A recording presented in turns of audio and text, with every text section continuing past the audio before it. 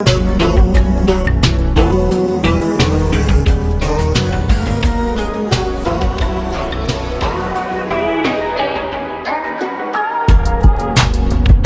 it real.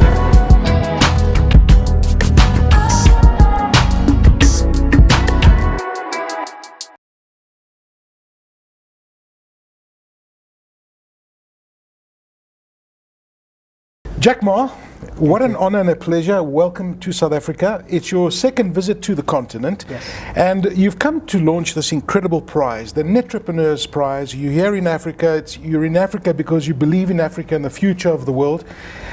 I want to first ask you, your first impressions of Africa when you came here last year and you visited a couple of countries. I think Kenya was one of them, Rwanda was one of them as well. What were your first impressions when you arrived into Africa for the first time? Well, because I had a lot of wrong, message information about Africa, like a poor and messy and all this stuff before I came. Yeah. But when I landed, I was amazed by the nature. The people, they're so simple. When you look at their eyes, and full of passion. They want to change. Yes. Right. And I think it's a continent with young people. It's a continent with such a well-preserved nature, and especially the wildlife. I was amazed. So first, I think this is the land, the only continent that in the world that is preserved, and how we can develop in a way that protect the environment. Meanwhile, the economic growth. Yes. And the whole world should share with it and cheer for it. So this is something idea that I got. And Africa is where you believe the future is. You were speaking with such great passion. I almost had tears in my eyes listening to you talking about Africa, saying that this is where the future is going to be. This is where the future of our entrepreneurs are going to be. And this is why you've invested in the Jack Ma Foundation and you've invested in the Entrepreneurs Project. Now, just tell us a bit about the project and why you've decided to invest into Africa. Well, it's like, it reminds me, I do that 20 years ago in China, Alibaba. It's same situation. Yes. So if you believe the future, and Africa is the future, if the Africa problem is not solved, the whole world is a big problem. Because if Africa is poor, and then the world is good, it's going to be a big problem in the future for the world. And Africa that has a lot of huge potentials. I say, this is the land, young people. This is a land with great resources of inspiring people. I mean, these people are good. The only thing is that you should go and build up something. So I think the Asian in the past 30 years and next to maybe 10 years, Asia it takes the leadership on driving the world economy. Right. So I think next 30, 50 years, Africa will be the driver. The new driver is like Asia did not have it. 20 years ago, nobody said Asia will be able to drive because they don't have money, they don't have resources, they don't have technology, right? Now Asia is going to that stage. Let's say the next way is the Africa. Yeah. What we should do that is why the African entrepreneurs, the government, and everybody should build up the infrastructure. That's the opportunity. That's the investment. That's something we are planting for future. And it's Projections show that by 2050, Africa's population will double. By 2100, 1 in 3 people on Earth will be African. This means that by the end of the century, sub-Saharan Africa, which already has an extraordinarily young population, will be home to almost half of the young people in the world.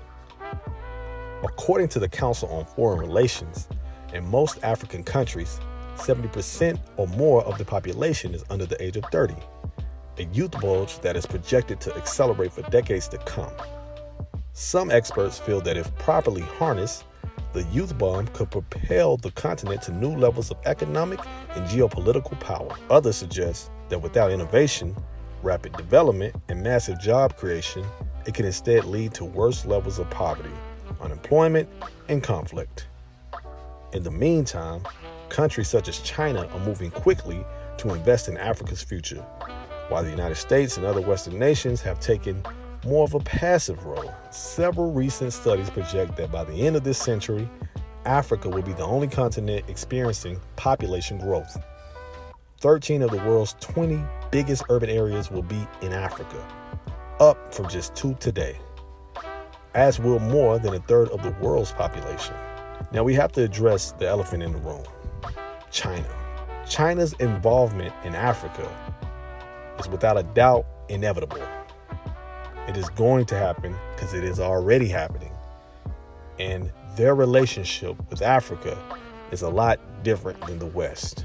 China's involvement should not deter you from investing in Africa. As far as Africa's leadership, the African Union is more open to the idea of the African diaspora coming to Africa today than it has ever been before. Let's look.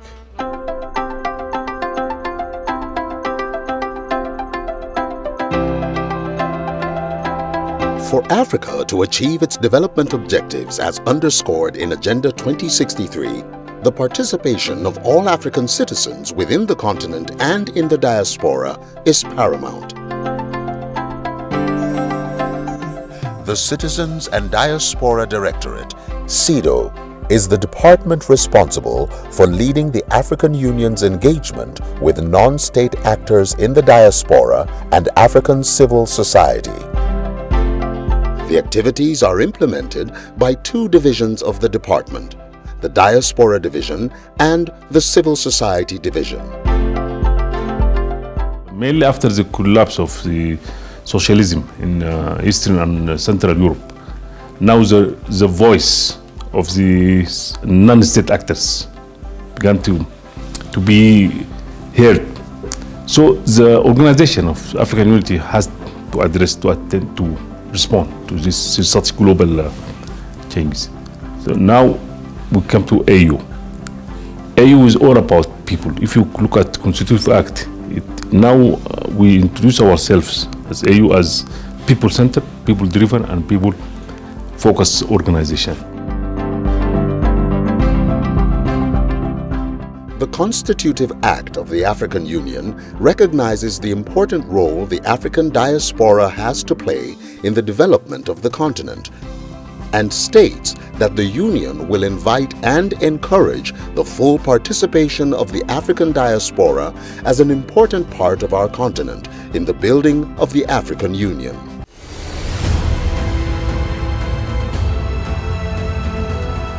The African Union, in its definition of the diaspora, applies the following criteria: bloodline and/or heritage, people living outside the continent whose ancestral roots or heritage are in Africa; migration, people of African heritage who migrated from or are living outside the continent.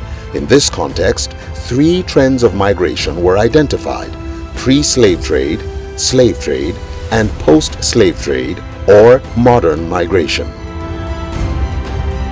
The principle of inclusiveness. The definition must embrace both ancient and modern diaspora. The commitment to the African cause. People who are willing to be part of the continent or the African family. Now I know what some people are thinking because of Western media perception, propaganda, and just out of ignorance. Now, why should African Americans specifically start looking towards Africa for the future? Simple. It's because Black America continues to lag behind other races in the so-called best country in the world in every metric imaginable. America's GDP isn't going anywhere anytime soon, but cracks are starting to show in the mightiest country in the world.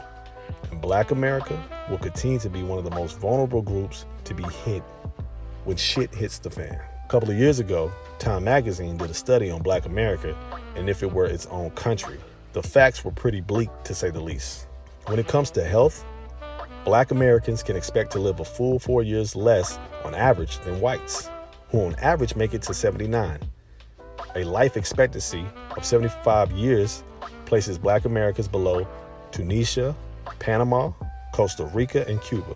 If Black America were its own country, it would rank number 3 on the world's list of absolute prison incarceration. That's ahead of Russia, Brazil, India, and Thailand. And once in prison, it gets worse. 60% of all prisoners sent to solitary confinement are black. Also, white America's rate of 2.5 deaths per 100,000 people is just somewhat higher than Finland, Belgium, and Greece. But at 19.4 deaths per 100,000 people, Black America's homicide rate puts it above Myanmar and just below Nigeria, which is 20.0. But it's fatal police shootings or where the figures become truly tragic. If you are a young black male in America today, you are 21 times more likely to be shot and killed by a police officer than if you are a young white male. If you're black, you're also more than twice as likely to be shot and killed by a police officer while unarmed. Over the past year, 41% of all unarmed people killed by police were black. African Americans are twice as likely as whites not to finish high school. If white America were a country, its high school graduation rates would rank with the likes of the UK and Finland. Black America would be on par with Chile and Poland. Black students are suspended and expelled at roughly 3 times the rate of their white counterparts. If Black America really were its own country, it would be ranked 44th globally on that figure, between crisis-hit Portugal in post-communism Lithuania. Black Americans, Caribbeans, and continental Africans here in America have access to wealth, economic resources, and universities which can be useful in building a future in a place where you won't have to maneuver through systemic and structural racism. Maybe seeking other areas outside of America isn't such a bad thing. Africa still has a long way to go, especially when we're talking about things such as electricity and running water. But plenty of African countries are heading in a better direction, if only slowly but surely. Change in Africa won't happen overnight, but it'll eventually happen simply due to the population growth and technological advancements that are happening all over the continent because of its youth explosion. Where does the diaspora play a role in this? Can they add and take advantage and be a part of Africa's future?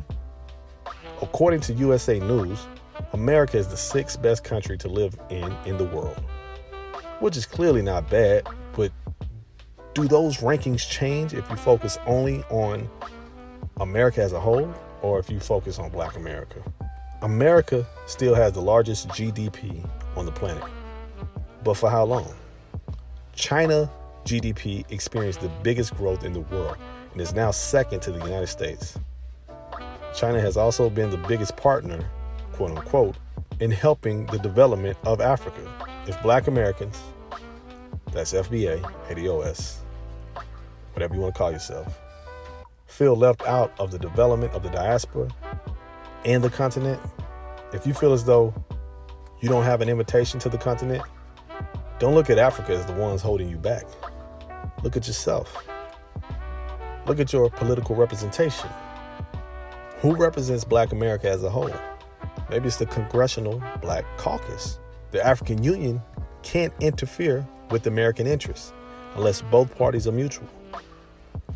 Our government is made up of largely people who don't look like us. Our representatives move in the interest of the Democratic Party first, not in the interest of Black America. And they definitely don't move in the interest of Pan-Africanism. So when you ask, why hasn't Pan-Africanism worked? Ask your political representation. Ask your Black leaders. Until Black America develops a sovereign state of mind, you will continue to be left out of the development of the future that's on the continent and here in America. And until next time, like and subscribe. Holla.